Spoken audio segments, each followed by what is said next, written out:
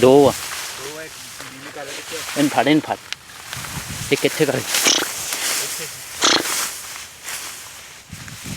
ਬਤੇਰਾ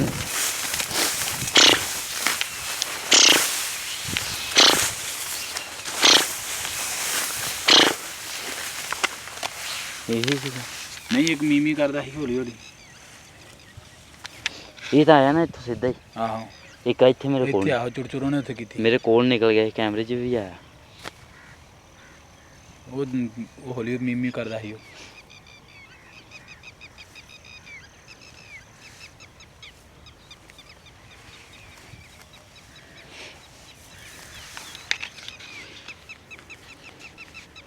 ਉਹਨੇ ਉੱਥੇ ਭਾਵੇਂ ਮੇਰੇ ਕੋਲੇ ਨਿਕਲਿਆ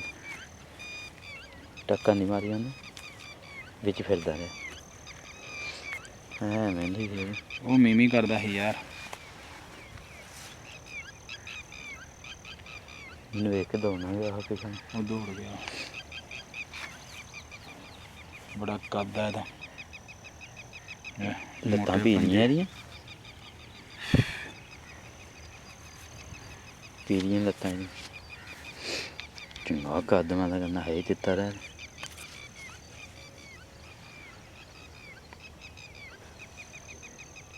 तो जी दोस्तों अगर हमारी वीडियो अच्छी लगी हो तो प्लीज़ हमारे चैनल को ज़रूर सब्सक्राइब करें